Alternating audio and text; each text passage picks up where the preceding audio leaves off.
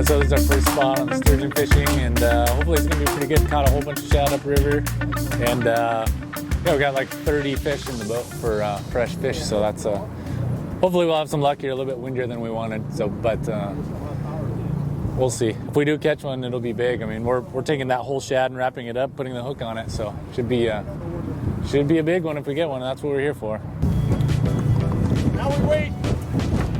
Depth finder, I don't know, 80 feet. Just skipping that 61. The other day you caught a 10-footer. That's a big one. Those don't come along. Those are pretty rare.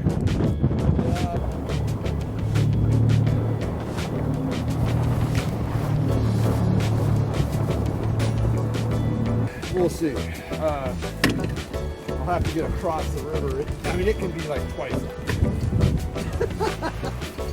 So all right, so we just got off the water. We just did some shad fishing. We tried a couple spots for those oversized sturgeon. We're just gonna pull out of here. We're gonna take the boat out of the water, go all the way up river, 30 miles, and we're gonna try another spot way up on the Columbia. So we're gonna actually pass 1 or 2 dams on the way all the way up there. So and I think in the forecast, like we thought it was windy down here, it's supposed to be just raging up there. So we'll make the best of it. But conditions look horrible, but hopefully the fishing's not. So we'll see how it goes. Does you? Well, these sturgeon down here migrate a lot more because there's no dam between Bonneville, which is upriver from us here, and the ocean. There's nothing. So they migrate and they move through this section of river. So you can come down here one day and maybe hit it perfectly where there's a lot of sturgeon coming through this area, or like today they weren't around in that area. Up there by where we went later in the day, they are stuck between the 2 dams up there. They can't go down, they can't go up. They don't go over the dams. The salmon and steelhead do, but the sturgeon don't. So they are kind of always in that area, but I was just a little hesitant with the wind. I don't know if everyone's seen how strong the wind is out there today, but I thought it'd be a lot rougher up there and almost unfishable, but it turned out we found a couple spots that weren't too bad. So down here, it's not, you can generally fish more down here in the wind than you can up there when it gets really windy. That's why we started here.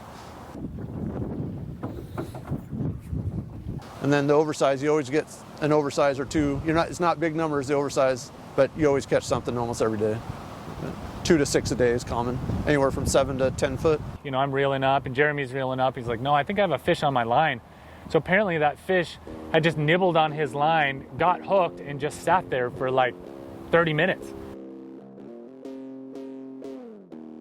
So that fish was just sitting there on the bottom of the river doing nothing for at least 30 minutes.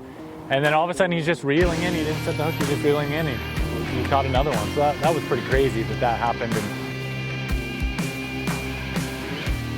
we caught a fish without even fishing. We're just reeling in the lines and we caught one. So we weren't even trying on that one. So that was pretty cool. We got to get that one in the boat. That was small enough we could get it in the boat, get some pictures and kind of hold it up. And yeah, my left arm was so sharp, I could barely, I should have held him the other way because I could barely hold him up, And yeah, I mean, that thing's just massive.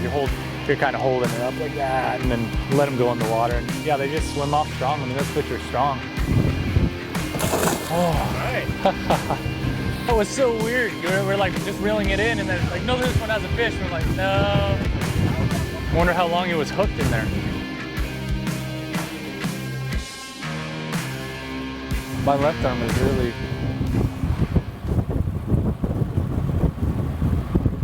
hurting.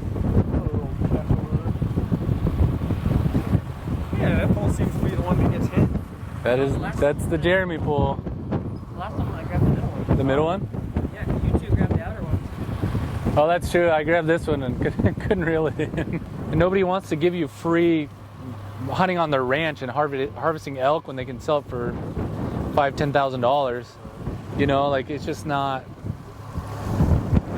kind of a hard gig. There are a couple people didn't like it. Oh, you're getting bites over here. I did at the very end. We're right about ready to go, and we hooked into this huge sturgeon. And right away, Justin's like, "This one's bigger than the last one." Yeah, that is definitely a sturgeon. Yes.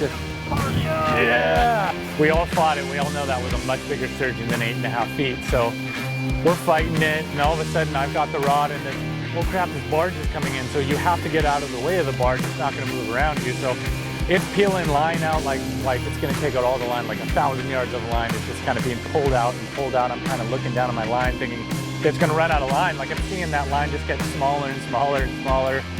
And the fish is just, I don't know, a quarter mile out of the way. And then all of a sudden this barge kind of goes by and like, okay, now we can get back to it. And then another barge comes. So then we got to get out of its way.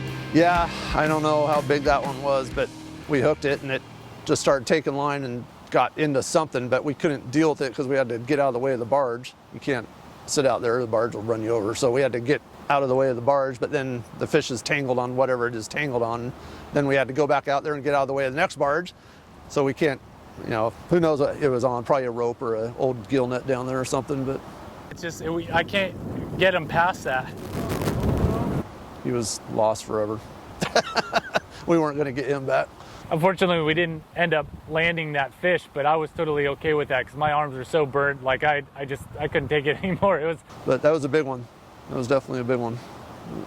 There's a lot of rocks and stuff, trees, and who knows what's down there on the bottom river that you get hung up on every now and then.